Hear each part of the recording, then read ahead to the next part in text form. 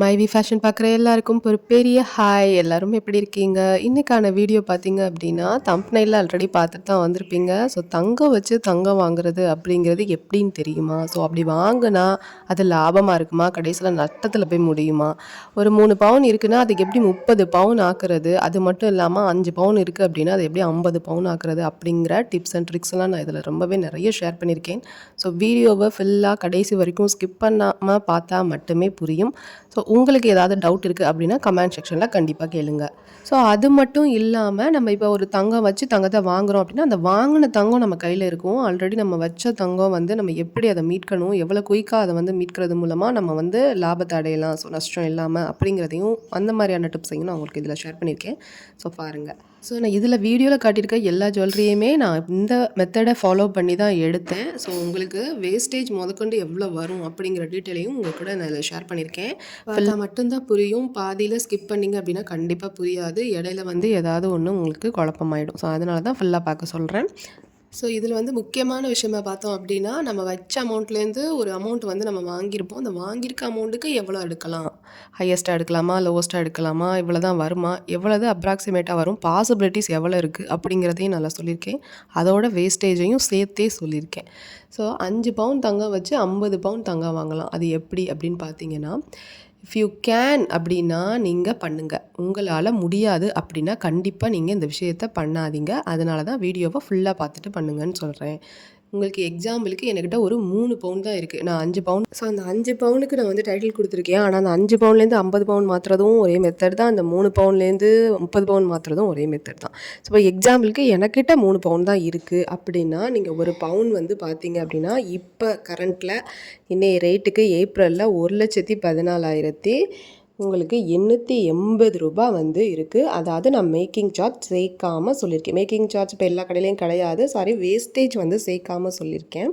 சேதாரம் சேர்க்காமல் இந்த அமௌண்ட்டை சொல்லியிருக்கேன். 1,14,880 ரூபா. ஸோ 1,15,000 வச்சுக்கோங்களேன். ஒரு பவுன் அப்படிங்கிற மாதிரி இருக்குது. ஒரு கிராம் பார்த்தீங்க அப்படின்னா 14,360 இருக்குது. ஸோ ஒரு பவுனுக்கு இதுக்கெல்லாம் முன்னாடி ஒரு சிஸ்டர் சொல்லியிருந்தாங்க. என்ன அப்படின்னா, எங்கள் வீட்டில் உள்ளவங்கக்கிட்ட நான் என்ன சொன்னாலுமே அவங்க வந்து கேட்க மாட்டாங்க அப்படிங்கிற மாதிரி சொல்லியிருந்தாங்க. அதுக்கு ஃபஸ்ட்டு நீங்கள் என்ன பண்ணணும் அப்படின்னா, அவங்க ஹஸ்பண்ட் வந்துட்டு இதை வந்து ஓகே பண்ண மாட்டாங்க. அதாவது நகை வச்சு எடுக்கணும், அதுக்கெலாம் வந்து பெர்மிட் பண்ண மாட்டார் போல இருக்குது. ஸோ அந்த மாதிரி அவங்க சொல்லியிருந்தாங்க. ஸோ அதுக்கு நீங்கள் என்ன பண்ணணும்னா, ஃபஸ்ட்டு வந்து முக்கியமான விஷயம் நான் அதை வந்து ஷேர் பண்ணியிருக்கேன். அது என்னன்னா, நீங்கள் டிஜிகோல்டில் ஸ்டார்ட் பண்ணுங்கள். நீங்கள் ஸ்டார்ட் பண்ணி ஒரு காயின் நீங்கள் 1 இயரில் வாங்கிட்டீங்கன்னா அதோட வேல்யூ அவங்களுக்கு கண்டிப்பாக புரியும். ஏன்னா அவங்க வந்து அதுக்குள்ளே வந்து உங்களுக்கு 1 கிராம் கூட ஒரு எதுவும் பண்ணாமல் வைக்காமல் இருந்தாங்க அப்படின்னா அவங்களுக்கு அது வந்து கண்டிப்பாக அது வந்து அவங்க நாலேஜ்க்கு அது தோணும். கண்டிப்பாக தோணும். நம்ம பண்ணிட்டோம் அப்படிங்கும்போது அவங்களும் கண்டிப்பாக இந்த மாதிரி கூட செய்யலாம் போல இருக்குது. ஸோ இது ஓகே தான் இந்த மெத்தட் அப்படிங்கிறத கண்டிப்பாக உணர்றதுக்கு வாய்ப்பு இருக்குது. நிறையவே இது மாதிரி நடந்திருக்கு. ஸோ அதனால தான் நான் சொல்கிறேன், நீங்கள் ஃபஸ்ட்டு அதுக்கு இனிஷியேட் பண்ணுங்கள் அப்படிங்கிறத தான் நான் முதல்ல முக்கியமாக சொல்லிக்கிறேன். ஸோ இதில் ரொம்ப முக்கியமான விஷயம் பார்த்தீங்க அப்படின்னா, நான் இடையில கால்குலேஷனோடு சேர்த்து சில டிப்ஸையும் சொல்லிக்கிட்டே வர்றேன். ஸோ நீங்கள் 3 பவுனை நான் கொண்டு போய் அடகு வைக்க போகிறேன், அடகு வச்சு தான் நான் வந்து நகை எடுக்க போகிறேன் அப்படின்னு பிளான் பண்ணிட்டீங்க, இருக்குது உங்ககிட்ட, இதை நான் செய்ய ட்ரை பண்ண போகிறேன் அப்படின்னு உங்களுக்கு தோணிடுச்சு அப்படின்னா கண்டிப்பாக நீங்கள் போயிட்டு அடகு கடையில் அடகு வைக்கவே கூடாது. நீங்கள் வந்து சில பேங்க்லேயும் சில பேங்க்கில் தான் வைக்கணும். ஃபினான்ஸ்லேயும் எங்கேயாவது ப்ரைவேட்லேயும் நீங்கள் கொண்டு போய் வைக்கக்கூடாது. அப்போ உங்களுக்கு அது லாபகரமாக இருக்காது. ஸோ இன்னைக்கு ஏன் இதை இப்போ சொல்கிறேன் அப்படின்னா, நீங்கள் கண்டிப்பாக அடகு கடையில் வைக்கும்போது ஈஸியாக சொல்லுவாங்க ரூ. 2 வட்டி, ரூ. 2,000 வட்டி அப்படி சொல்லுவாங்க. ஸோ நீங்கள் பார்த்தீங்க அப்படின்னா உங்களுக்கு மாதத்துக்கு ரூ. 2,000 வந்துடும், இல்லை ரூ. 2,500 வந்துடும். ரூ. 1,00,000 நீங்கள் வாங்குறீங்க அப்படின்னா. ஸோ உங்களுக்கு வருஷத்துக்கு கணக்கு பண்ணிங்கன்னா 24,000 வரும். ஸோ 24,000 வட்டி கட்டி ரூ. 1,00,000 நீங்கள் நகையை அடகு வச்சு அந்த நகையில் போய் நீங்கள் வாங்கினீங்கன்னா 1 பவுன் கூட எடுக்க முடியாது. ஸோ இப்போ இந்த ரூ. 1,00,000 வைக்கிற நகையை பார்த்தீங்க அப்படின்னா உங்களுக்கு எப்படியும் குறைஞ்சது உங்களுக்கு பார்த்தீங்க அப்படின்னா 1 பவுனுக்கு மேலே கிராம்ஸ் இருக்க நகைகளை தான் நீங்கள் கொண்டு போய் வைப்பீங்க. அப்போ உங்களால் 1 பவுன் கூட திரும்பவும் எடுக்க முடியாது. நம்ம வைக்கிற அமௌண்ட் ஆஃப் நகையில், அதாவது 3 பவுன் வைக்கிறோன்னா 3 பவுனே எடுக்க முடியாது, 2 பவுன் வைக்கிறோன்னா 2 பவுன் எடுக்க முடியாது. அதுக்கும் உள்ள குறைவான கிராம்ஸில் தான் நம்ம வந்து எடுத்துகிட்டு வர முடியும். இதை ஃபஸ்ட்டு நம்ம தெரிஞ்சுக்கணும். ஸோ வச்சிட்டோம் அப்படின்னா அதுக்கப்புறம் அந்த மாதிரி நம்ம வச்சுட்டோம்னா அதில் போய்ட்டு நம்ம வட்டி கட்டும் போது நமக்கு நிறைய லாஸ் ஆகும். அதையும் தெரிஞ்சுக்கணும். இது எங்கே அப்படின்னா அடகு கடை ஃபஸ்ட்டு. செகண்ட் ஒன் பார்த்திங்கன்னா ப்ரைவேட்ஸ் எங்கேயாவது, சில பேங்க்ஸ்லேயும் இன்ட்ரெஸ்ட் ரேட் வந்து அதிகமாக இருக்கும்போது தெரியாமல் வச்சுட்டோம் அப்படின்னா நம்ம மாட்டிப்போம். ஸோ அதை நம்ம வந்து கண்டிப்பாக செக் பண்ணிவிட்டு 4-5 பேர்கிட்ட நல்லா விசாரிச்சுட்டு அதுக்கப்புறம் எங்கே குறைவான அமௌண்ட்டில் வந்துட்டு வட்டி ரேட் ஆஃப் இன்ட்ரெஸ்ட் இருக்குது அப்படிங்கிறத பார்த்துட்டு அந்த பேங்கை சூஸ் பண்ணி தான் நம்ம வைக்கணும். ப்ளஸ் அதை விட ரொம்ப முக்கியமான விஷயம் பார்த்திங்க அப்படின்னா அங்கே லோன் ரீபேமெண்ட் அப்படின்ற ஒரு ஆப்ஷன் கொடுக்குறாங்களா அப்படிங்கிறத செக் பண்ணிக்கிட்டு தான் நம்ம வைக்கணும். ஸோ இந்த லோன் ரீபேமெண்ட் ஆப்ஷன் அப்படிங்கிறது என்னன்னு பார்த்தோம் அப்படின்னா, இப்போ ஸ்டேட் பேங்க் எடுத்துக்கோங்க, இல்லை கனரா பேங்க் எடுத்துக்கோங்க, இங்கெல்லாம் வந்து லோன் ரீபேமெண்ட் ஆப்ஷன் இருக்குது. ஸோ நான் உங்களுக்கு வந்து ஷார்ட்டாகவே சொல்லிடுறேன், எந்த பேங்க்கில் வைக்கலாம், எந்த பேங்க்கில் வச்சிங்கன்னா வட்டி இன்ட்ரெஸ்ட் அதிகம் அப்படிங்கிறத சொல்லிடுறேன். இப்போ ஸ்டேட் பேங்க்கில் வைக்கிறோம் அப்படின்னா ஒரு 8% இருக்குது அப்படின்னா உங்களுக்கு வந்து 8 இல்லை 8.5% இருக்குது அப்படின்னா உங்களுக்கு வந்து ஒரு 8,500 இவ்வளோ தான் வந்து லட்சத்துக்கு வரும். ஸோ உங்களுக்கு ஈஸியாக போயிடும்.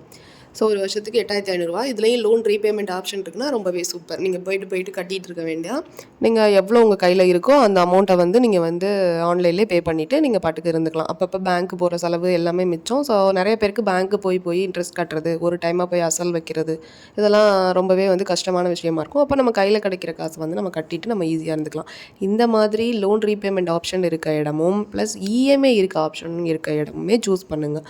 ஸோ இப்போ இஎம்ஐ போட்டிங்க அப்படின்னா எப்படியும் ஒரு அமௌண்ட் வரும். ஒரு 10,000 வருது அப்படின்னா நீங்கள் வந்து அந்த அமௌண்ட்டை கட்டுறதுக்கு கொஞ்சம் கஷ்டமாக தான் இருக்கும். அப்படி இருக்குது அப்படின்னாலும் கூட நீங்கள் அந்த நகையை அசல் ப்ளஸ் வட்டியாக வச்சுட்டு நீங்கள் வந்து நகையை திருப்புறதுக்கு வாய்ப்பு இருக்கும். ஸோ நீங்கள் இஎம்ஐ ஆப்ஷனையும் சூஸ் பண்ணல, லோன் ரீபேமெண்ட்டையும் சூஸ் பண்ணல, நான் மொத்தமாக போயிட்டு வட்டி கட்ட போகிறேன் அப்படின்னா கண்டிப்பாக வட்டியை மட்டும்தான் கட்டிட்டு வருவீங்க. அந்த 1,00,000 நகையை வந்து நீங்கள் திருப்புறதுக்கு வாய்ப்பு ரொம்ப ரொம்ப குறைவு.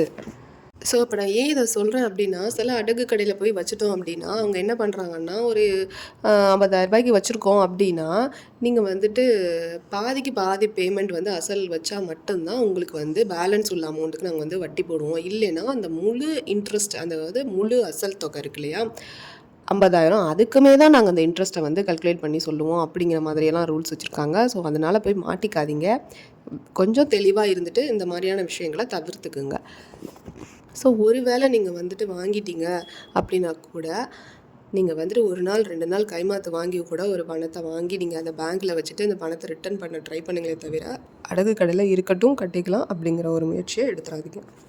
ஸோ ஒரு எமர்ஜென்சிக்கு நான் அடகு வச்சுட்டேன் அப்படின்னா கூட நீங்கள் அதை திருப்பி வைக்கிறதுக்கு பார்த்தீங்கன்னா உங்களுக்கு முடியலை, உங்களுக்கு பாசிபிலிட்டிஸ் இல்லைன்னா கூட நீங்கள் உங்கள் குடும்பத்திலே ரொம்ப முக்கியமானவங்க, நெருங்கின சொந்தம் யாராவது இருக்காங்கன்னா அவங்க பேரில் கூட நீங்கள் அடகு வைங்க. அது முடிஞ்ச அளவுக்கு Indian bank, state bank, Indian Overseas bank, Canara bank, இந்த மாதிரியான பேங்க், ஸ்டேட் பேங்க், இந்த மாதிரி பேங்க்கில் வந்து நீங்கள் அடகு வச்சிங்க அப்படின்னா உங்களுக்கு ரேட் ஆஃப் இன்ட்ரெஸ்ட்டும் கம்மி. ஸோ உங்களுக்கு ஒரு அடகு வைக்கணும் அப்படின்னு முன்னாடியே ப்ரிப்பேர் ஆகிட்டீங்க அப்படின்னா கண்டிப்பாக இந்த மாதிரியான விஷயங்களை செஞ்சிங்கன்னா உங்களுக்கு லாபம் ஏதாவது கிடைக்கிறதுக்கு பாசிபிலிட்டிஸ் அதிகம். ஸோ இன்னும் ஒரு சில பேர் கேட்டிருக்கீங்க என்ன அப்படின்னா, அந்த செயின் வந்துட்டு உங்களுக்கு வந்து ரொம்ப டேமேஜ் ஆகிடுச்சுன்னா நான் வந்துட்டு அதை என்ன பண்ணணும், நான் போய்ட்டு அதை வச்சுட்டு நான் வந்து நகை அடகு வச்சு நான் வாங்கலாமா அப்படின்னா, ஸோ அறுந்து போயிடுச்சு அப்படின்னா கண்டிப்பாக நீங்கள் போய் அதை வந்து பேங்க்கில் வச்சுட்டு நீங்கள் வந்து காசு வாங்கி நீங்கள் வந்துட்டு இன்னொரு நகையை வாங்கலாம். அதில் எந்த ப்ராப்ளமும் இல்லை. அடுத்து முக்கியமான விஷயம் பார்த்தீங்கன்னா, அறுந்து போயிடுச்சு ரொம்ப டேமேஜ் இல்லை அப்படின்னா கண்டிப்பாக நான் வந்து அதை வந்து பற்ற வச்சு நான் யூஸ் பண்ணிக்கிறதா ரொம்ப நல்லது. அதை போய் நான் கடையில் கொடுத்துட்டு எக்ஸ்சேஞ்ச் பண்ணிட்டு இன்னொன்று வாங்குறேன் அப்படின்னா கண்டிப்பாக அது வந்து வேஸ்டேஜுங்கிறதுக்குள்ளே போயிடும். ஸோ வேஸ்டேஜுங்கிறதுல போகும்போது கண்டிப்பாக நம்ம அதிகமான அமௌண்ட்டு கொடுத்து தான் நம்ம வந்து அந்த நகையை வாங்கிட்டு வர முடியும். ஸோ அதுக்கு வந்து பற்ற வச்சு நம்ம யூஸ் பண்ணிக்கிறது அப்படிங்கிறது ரொம்பவே ஈஸியான விஷயம். ஸோ அது வந்து நமக்கு வந்து நிறைய நட்டம் ஆகாமல் இருக்கிறதுக்கு பாசிபிலிட்டிஸ் அதிகம். இப்போ 1 பவுன் அப்படிங்கிறது நமக்கு வந்து 8 கிராம். இப்போ 3 × 8 அப்படிங்கிறது நமக்கு வந்து 24 கிராம். நம்மக்கிட்ட 3 பவுன் இருக்குது. ஸோ 24 கிராம் நம்மக்கிட்ட இருக்குது. ஸோ 1 கிராமுக்கு பேங்க்கில் வந்து எவ்வளோ கொடுக்குறாங்க அப்படின்னா 10,100, 10,300, அதுக்கப்புறமா பார்த்தோம் அப்படின்னா 10,500. ஸோ இந்த ஆப்ஷனுக்குள்ளே தான் ஏதாவது ஒன்று கொடுக்க போகிறாங்க. நான் ஒரு 3 பேங்க்கோட டீட்டெயில்ஸ் வந்து இதில் சொல்லியிருக்கேன். அடுத்ததை பார்த்தோம் அப்படின்னா நம்ம இருக்கிறதுலே ரொம்ப லோவஸ்ட்டான அமௌண்ட்டை வந்து நம்ம எடுத்துக்குவோம். ஸோ நமக்கு 24 கிராமுக்கு எவ்வளோ கொடுக்க போகிறாங்க அப்படின்னா 10,100 அப்படிங்கிற இந்த இருக்கிறதுலே லோவஸ்ட்டான அமௌண்ட்டை தான் நான் வந்து இதில் எடுத்திருக்கேன். ஸோ எடுத்து 10,100 1 கிராம் கொடுக்குறாங்க அப்படின்னா 24 × 10,100 அப்போ 2,42,400 வந்து உங்களுக்கு வந்து கொடுப்பாங்க அப்படின்னா கொடுக்க மாட்டாங்க, அவ்வளோது கொடுக்க மாட்டாங்க. ஏன்னா 24 கிராமுக்கு 10க்கு 1 எப்படின்னு கழிச்சிருவாங்க. ஸோ 2 10 இருக்கா, ஸோ 2 10க்கு 2 கிராம் கழிச்சிருவாங்க. அப்போ உங்களுக்கு வெறும் 22 கிராமுக்கான அமௌண்ட்டு தான் வந்து கொடுப்பாங்க. பேங்கை பொறுத்த வரைக்கும் நீங்கள் கொடுக்குற நகையிலேருந்து 75% ஆஃப் வந்து அமௌண்ட்டு தான் உங்களுக்கு கொடுப்பாங்க. ஏன் அப்படின்னா வந்து நாளைக்கு பின்ன நகை வந்து ரேட் கம்மியாயிடுச்சு அப்படின்னா கண்டிப்பாக வந்து பேங்க் மேனேஜ் பண்ணணும் இல்லையா, அதுக்காண்டி உங்களுக்கு கொடுக்குற நகையிலேருந்து ஒரு 25% வந்து பேங்க்குக்கு லாபம் வச்சு தான் உங்களுக்கு வந்து நகைக்கு வந்து லோன் கொடுப்பாங்க. ஸோ 22 கிராமுக்கு நம்ம கால்குலேஷன் பண்ணோன்னா 10,100 ரூபாய்க்கு 2,22,200 வந்து நமக்கு கிடைக்கும். ஸோ அதுக்கு ரேட் ஆஃப் இன்ட்ரெஸ்ட் அப்படிங்கிறது நான் ஒரு 8% போட்டிருக்கேன். 8%ங்கிறது நிறைய பேங்க்கில் வந்து கொடுக்குறதுக்கு வாய்ப்பு இருக்குது. ஸோ இப்போ 8% சம்திங் 8.8 8.6 8.5 8.45 இந்த மாதிரியான இன்ட்ரெஸ்ட் எங்கே கொடுக்குறாங்களோ அந்த கால்குலேஷனுக்கு இது கொஞ்சம் ஒத்து வரும். ஸோ பேங்கோட இன்ட்ரெஸ்ட் ஒரு வருஷத்துக்கு இப்போ நம்ம 8% போட்டோம் அப்படின்னா ஒரு வருஷத்துக்கு நமக்கு 17,776 இன்ட்ரெஸ்ட்டு. இப்போ ஒரு 18,000 நமக்கு வந்து இன்ட்ரெஸ்ட்டு தனியாக நிற்கிது ஒரு வருஷத்துக்கு. நம்ம வச்ச 24 கிராமுக்கு, அதாவது 22 கிராமுக்கு 3 பவுன் நம்ம கொண்டு போய் பேங்க்கில் வைக்கிறோம். அதுக்கு இன்ட்ரெஸ்ட் மட்டுமே பார்த்திங்க அப்படின்னா ஒரு 8%, அது 18,000 நிற்கிது. நான் திரும்பவும் உங்ககிட்ட சொல்லிக்கிறேன், இந்த மெத்தடை என்னால் ஃபாலோ பண்ண முடியும் அப்படின்னா பண்ணுங்கள், இல்லைன்னா பண்ணாதீங்க. ஏன்னா பாசிபிலிட்டிஸ் வச்ச நகையை திருப்ப முடியும் அப்படின்னா மட்டும்தான் நம்ம பண்ணணும். என்னால் முடியாது அப்படின்னா நம்ம கொண்டு போய் கரெக்டாக வச்சுட்டு பண்ணுறது ரொம்ப ரிஸ்க் ஆகிடும். ஸோ அதையும் பார்த்துக்குங்க. ஸோ இந்த விஷயத்த நகையை திருப்புறதுக்கு பாசிபிலிட்டிஸ் இருக்குன்னா மட்டும் செஞ்சால் போதும். பெஸ்ட்டு மெத்தடுன்னு பார்த்தீங்க அப்படின்னா மந்த்லி பேமெண்ட் அல்லது லோன் வந்து ரீபேமெண்ட் பண்ணுறது, இல்லை இஎம்ஐ மெத்தடு, இதுதான் வந்து உங்களுக்கு கண்டிப்பாக பெஸ்ட்டான மெத்தடாக இருக்கும். நம்மக்கிட்ட வாங்கினது 24 கிராமு. ஸோ இந்த 24 கிராமுக்கு 22 கிராமுக்கு மட்டும்தான் லோன் வந்து சேங்ஷன் ஆகிருக்கு. 2,22,000 ஆகிருக்கு. அதுக்கு வட்டி பார்த்தீங்க அப்படின்னா உங்களுக்கு 17,776 சம்திங் வந்துச்சு இல்லையா, அதை வந்து நீங்கள் 12 மாதத்துக்கு போட்டு பார்த்தீங்க, அதாவது ஒரு மாதத்துக்கு எவ்வளோ அப்படின்னு போட்டு பார்த்தீங்கன்னா 1,482 மந்த்லி பேமெண்ட்டு உங்களுக்கு வரும். ஸோ இதை வந்து நீங்கள் மந்த்லியாகவும் பேமெண்ட் பண்ணிட்டீங்கன்னா உங்களுக்கு வந்து என்ன ஆகும்னா வட்டி ஃபுல்லாக குறைஞ்சிரும். ஒரு வருஷத்துக்கு நான் சொல்கிறேன், ஒவ்வொரு மந்த்தும் பே பண்ணணும். இல்லை நான் 2,000 வைக்கிறேன் அப்படின்னா அசலும் வட்டியுமாக குறையும். உங்களுக்கு அடுத்த மாதம் என்ன ஆகும் அப்படின்னா இந்த 1,482லேருந்து கொஞ்சம் அமௌண்ட் வட்டி அமௌண்ட்டும் உங்களுக்கு குறையும். ஸோ இப்போ வந்து என்ன பார்க்க போகிறோம் அப்படின்னா, நம்ம அடகு வச்ச நகைக்கு இப்போ எவ்வளோ கோல்டு வந்து எடுக்கலாம் அப்படிங்கிறத பார்க்க போகிறோம். நம்ம வந்து 3 பவுன் அடகு வச்சுருக்கோம், அதை மைண்டில் ஞாபகம் வச்சுக்கோங்க. ஸோ இப்போ எவ்வளோ வந்து எடுக்க போகிறோம் அப்படிங்கிறத நான் சொல்கிறேன். ஸோ ரொம்ப முக்கியமான இன்னொரு விஷயம் பார்த்தீங்க அப்படின்னா, இந்த மெத்தடை நீங்கள் ஃபாலோ பண்ணும்போது கண்டிப்பாக நீங்கள் யூஸ் பண்ணிக்கிட்டு இருக்க நகையை கொண்டு போய் அடகு வைக்க செய்யாதீங்க. ஏன்னா அது எமர்ஜென்சிக்கு டக்குன்னு திருப்பவும் முடியாது. ஸோ ஏதாவது ஒரு ஃபங்க்ஷன் வீட்டில் தேவைகள் இருக்குது அப்படின்னா கண்டிப்பாக அந்த இடத்துல நம்ம வந்து திருப்ப முடியாது. அது கண்டிப்பாக நடக்கும். ஸோ இந்த விஷயத்தையும் நீங்கள் ஃபாலோ பண்ணிக்கோங்க. நமக்கு தேவையான அளவு வந்து நம்ம வச்சுட்டு எக்ஸஸாக வீட்டில் வந்து எதுவும் யூஸ் பண்ணாமல் இருக்குது அப்படின்னா அதை கொண்டு போய் அடகு வச்சுட்டு அடுத்து ஏதாவது ஒரு குட்டியாக சின்னமாக கூட ஏதாவது ஒரு நகையை எடுக்கிறதுக்கு நீங்கள் ட்ரை பண்ணுங்கள். ஸோ இப்போ எவ்வளோ கோல்டு எடுக்கலாம்? நம்ம வச்ச 24 கிராமுக்கு 3 பவுனுக்கு வச்சு நம்ம லோனு வாங்கியாச்சு. அதுக்கு எவ்வளோ கிராம் வந்து நம்ம எடுக்கலாம் அப்படின்னு பார்த்தீங்கன்னா, 1 கிராம் இன்னைய ரேட்டு படி ஏப்ரலில் 14,360 இருக்குது. ஸோ இப்போ இந்த நமக்கு கையில் கொடுத்த அமௌண்ட் என்ன, லோன் அமௌண்ட் வந்து 2,22,200. அதை வந்து 14,360 டிவைட் பண்ணிங்க அப்படின்னா ஸோ ஒரு 15 கிராம் வரும் உங்களுக்கு. நீங்கள் வச்சுருக்க அமௌண்ட்டுக்கு அந்த 1 கிராமால் டிவைட் பண்ணிங்க அப்படின்னா ஒரு 15 கிராம் பக்கம் வரும். ஸோ அந்த 15 கிராம் நம்ம எடுத்துடலாமா அப்படின்னா கண்டிப்பாக எடுக்க முடியாது. 15 கிராமே நமக்கு வந்து 2 பவுன் கிடையாது. ஸோ 1.5 பவுனுக்கு மேலே தான். ஸோ இப்போ அந்த 15.47 கிராம் வருது. ஸோ அது வந்து நம்ம எடுத்துடலாமா அப்படின்னா கண்டிப்பாக எடுக்க முடியாது. ஏன்னா நான் இதில் வந்து மேக்கிங் சார்ஜ் எதுவுமே நான் வந்து சேர்க்கலை. இப்போ 16 கிராமுக்கு நீங்கள் போட்டிங்க அப்படின்னா, அதாவது 2 பவுனுக்கு நீங்கள் போட்டிங்க எடுக்கணும், 3 பவுனை வச்சுட்டு 2 பவுன் எடுக்கணும்னா உங்களுக்கு 2,29,000 வருது. ஸோ இதுக்கப்புறம் தான் மேக்கிங் சார்ஜ், அதாவது சேதாரம், ஜிஎஸ்டி எல்லாமே வரப்போகுது. அப்போ வந்து இன்னும் கூடுதலாக தான் உங்களுக்கு அமௌண்ட் தேவைப்படும். அப்போ 16 கிராம் எடுக்க முடியாது 1, 2வது 15 கிராமும் எடுக்க முடியாது 2. ஸோ அப்போ எவ்வளோ தான் எடுக்கலாம்? அந்த 24 கிராமை வச்சோம், அதுக்கு 22க்கு தான் நமக்கு வந்து கையில் காசு கொடுத்தாங்க. ஸோ அப்போ அந்த 22க்கு எவ்வளோ கிராம் வந்து நம்ம எடுக்கலாம் அப்படிங்கிறத இதில் பார்க்கலாம். ஸோ யூஸ்ஃபுல்லாக இருக்கணுங்கிறதுக்காக தான் திரும்பவும் சொல்கிறேன். நம்ம வந்து இன்றைக்கி கிராம் ரேட்டு வந்து 14,360, நமக்கு கொடுத்த அமௌண்ட்டு 2,22,200. அதை வந்து 14,360 டிவைட் பண்ணோம்னா நமக்கு ஒரு 15 கிராம் பக்கம் வரும். 15 கிராம் அப்படிங்கிறது நமக்கு 2 சவரனும் கிடையாது. ஸோ 2 சவரன் எடுக்கணும் அப்படின்னா 2,29,000 மேலே போயிடும். அதுக்கப்புறம் தான் உங்களுக்கு சேதாரம், ஜிஎஸ்டி வரும். ஸோ அப்போ அந்த அமௌண்ட்டும் நம்ம எடுக்க முடியாது. ஸோ 15 கிராமாவது நம்ம எடுக்க முடியுமானா அதுவும் எடுக்க முடியாது, அதுக்கும் சேதாரம் வரும். ஸோ அப்படி நான் 15 கிராமுக்குள்ள நகையை தான் எடுக்கணும்னா எக்ஸஸாக நீங்கள் இந்த 2,22,000 இல்லாமல் நீங்கள் கொஞ்சம் காசு கொண்டுட்டு போகணும். 1. 2வது பார்த்தீங்க அப்படின்னா, ஸோ இப்போ எவ்வளோ தான் எடுக்கலாம் அப்படின்னு பார்த்தீங்க அப்படின்னா ஒரு 2,20,000 உங்களுக்கு ஒரு 16 கிராமுக்கு நான் சொன்னேன் இல்லையா, அதுக்கு பார்த்தீங்க அப்படின்னா 10% நீங்கள் போட்டாலுமே கூட உங்களுக்கு 22,976 நீங்கள் எக்ஸ்ட்ராவாக கையில் எடுத்துகிட்டு போகணும். இந்த 2,29,000 இல்லாமல். ஸோ நம்ம 2 பவுனுக்கு கணக்கு பண்ணோம் அப்படின்னா ஒரு 10% வேஸ்டேஜ் வரும். அப்போ ஒரு 22,976 வரும். ஸோ அந்த அமௌண்ட்டு என்ன பண்ணுவோம் அப்படின்னா இந்த 16 கிராமோட சேர்த்துக்குவோம். அப்போ வந்து 2,52,000 சம்திங் 736 வருது. அதுக்கு ஒரு 3% ஜிஎஸ்டி, ஒன்று வந்து ஸ்டேட் ஜிஎஸ்டி, இன்னொன்று வந்து சென்ட்ரல் ஜிஎஸ்டி, 1.5 போடுவாங்க. ஸோ அதை சேர்த்து 3%. அதை வந்து கால்குலேட் பண்ணிங்கன்னா உங்களுக்கு 7,582 வருது. ஸோ இப்போ இது எல்லாத்தையும் வந்து அதாவது ஜிஎஸ்டி போடுறது எதுக்கு அப்படின்னா நீங்கள் வாங்குகிற அந்த மொத்த கிராம் ஆஃப் நகையோட அந்த அமௌண்ட்டுக்கும், ரெண்டாவது வந்து சேதாரத்துக்கும் சேர்த்து தான் ஜிஎஸ்டி போடுவாங்க. நீங்கள் வாங்குகிற நகைக்குள்ள அமௌண்ட்டுக்கு மட்டும் ஜிஎஸ்டி போடுவோம். இப்போ வந்து இதுக்குள்ள அமௌண்ட் மொத்தமாக எவ்வளோ வருது அப்படின்னா 2,60,318 வருது. நம்ம கொண்டு போகிற அமௌண்ட்டே 2,22,000 சம்திங் தான். ஸோ அப்போ அதுக்கு 16 கிராம் நம்ம வாங்க முடியுமா? நோ வே, வாங்கவே முடியாது. 3 பவுன் நகையை வச்சா 2 பவுன் நகை எடுக்க முடியாது. ஒரு 14 கிராம் அப்படிங்கிறது பாசிபிலிட்டியாக இருக்கும். ஸோ அப்போ 22 கிராம் நகையை அடகு வச்சு நம்ம அமௌண்ட் வாங்குகிறோம் அப்படின்னா, அதாவது 24 கிராம் நம்ம வைக்கிறது, 22 கிராமுக்கு உள்ள அமௌண்ட்டை நம்ம வாங்குகிறோம் அப்படின்னா ஒரு 14 கிராம் எடுக்கலாம். 14 கிராம்ங்கிறது எவ்வளவு அப்படின்னா ஒரு 1.5 சவரனுக்கு மேலே, 1.25 சவரன் வந்து நம்ம எடுக்கலாம்.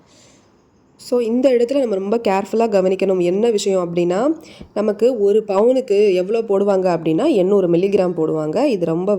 இது வந்து ஒரு ஸ்டாண்டர்டான பாலிசி தான். நீங்கள் வந்து நகை கடையில் கேட்டிங்க, அடகு கடையிலலாம் கேட்டிங்கன்னா தெரியும். ஸோ வந்து நம்ம செய்கிற இடத்துல ரொம்ப அதிகமான வந்து மில்லிகிராம்ஸ் தான் போடுவாங்க. இதே நகையை வந்து நம்ம ரெடிமேடாக வாங்குகிறோம் அப்படின்னா அங்கே கொஞ்சம் வேஸ்டேஜ் கம்மியாக இருக்கும். இதே வந்துட்டு நம்ம ஒரு நகைக்கடையில் போய் வாங்குகிறோம் அப்படின்னா அங்கே வந்து லோக்கல் வேல்யூன்னு சொல்லிட்டு அந்த ஏரியாவுக்கு, அதாவது மார்க்கெட் ரேட்டில் இல்லாமல் அந்த ஏரியாவுக்கு எவ்வளோ வேல்யூவோ அந்த வேல்யூவையும் போடுவாங்க. ஒரு 240 ரூபா, 150 ரூபா, 180 ரூபா, 180 ரூபா, அந்த மாதிரி ரேஞ்சஸ்க்குள்ளே ஒரு குறிப்பிட்ட அமௌண்ட் வந்து இருக்கும். ஸோ லோக்கல் வேல்யூ அது வந்து நம்ம கிராமோட சேர்த்துருவாங்க. அதுதான் ஒரு கிராம் ரேட்டு அப்படிங்கிற மாதிரி ஃபிக்ஸ் பண்ணிடுவாங்க. ரெண்டாவது, ஒரு பவுனுக்கு 800 மில்லிகிராம் கிட்ட வந்து வேஸ்டேஜ் இருக்கும் எங்கன்னா நகை செய்கிற இடத்துல. இப்போ 2 பவுனுக்கு பார்த்தீங்கன்னா 16,000 இருக்கணும், 8,000, 16,000 இருக்குன்னு வச்சுக்கோங்களேன். ஸோ இந்த 16,000 வேஸ்டேஜையும் நான் கொடுக்காம வாங்கணும் அப்படிங்கிறத நான் நினைக்கிறேன் அப்படின்னா, ஸோ அதுக்கு ஒரே ஒரு வழி தான் இருக்குது. அது என்னன்னு பார்த்தீங்க அப்படின்னா நகைச்சீட்டு. ஸோ நகைச்சீட்டு போடுறது மூலமாக நம்ம வந்து வேஸ்டேஜ், இந்த எக்ஸ்ட்ராவாக கொடுக்க போகிறது 22,000, ஸோ ஒவ்வொரு கிராம்ஸ்க்கு ஒவ்வொரு இது வந்துச்சு இல்லையா? 2 பவுனுக்கு ஒரு வேஸ்டேஜ் வந்துச்சு, 3 பவுனுக்கு ஒரு வேஸ்டேஜ் வருது, 14 கிராமுக்கு ஒரு வேஸ்டேஜ் வருது இல்லையா? இந்த வேஸ்டேஜ் எக்ஸ்ட்ராவாக கொடுக்க போகிற அந்த வேஸ்டேஜ் தொகை மட்டும் நம்ம கொடுக்காமல் வாங்கணும் அப்படின்னா கண்டிப்பாக நம்ம நகைச்சீட்டு வந்து பே பண்ணணும். ஸோ நம்ம ஒரு 5,000 நகைச்சீட்டு, 10,000 நகைச்சீட்டு, இது மாதிரிலாம் நம்ம 11 மாதத்துக்கு சேர்ந்துட்டு அதுக்கப்புறமா நம்ம நகையை வாங்கினோம் அப்படின்னா நமக்கு நல்ல லாபமாக இருக்கும். எதில் அப்படின்னா வேஸ்டேஜ் இல்லாமல் நம்ம வந்து நகையை வாங்கலாம். ஸோ இந்த மாதிரி எல்லா மெத்தட்ஸையும் அனலைஸ் பண்ணி என்னால் ஃபாலோ பண்ணி இந்த 1 பவுனை 10 பவுன் ஆக்குறதோ, 3 பவுனை 30 பவுன் ஆக்குறதோ, ஸோ ரிப்பீட்டட் தான். இது ஒரு வந்து என்னென்னா ஒரு சைக்கிள் பேஸ் தான் நீங்கள் வந்து பண்ண போகிறீங்க. அப்போ வந்து ரிப்பீட்டடாக நீங்கள் இந்த அமௌண்ட்டை வாங்குவீங்களா, ஒரு 14 கிராம் வாங்குவீங்களா, அந்த 14 கிராமுக்கு இதே மாதிரி ஒரு கால்குலேஷனை போட்டுக்குங்க. ஸோ 14 கிராமுக்கு நம்ம கணக்கு பண்ணி நம்ம வாங்கினா பேங்க்கில் இவ்வளோ கொடுப்பாங்க.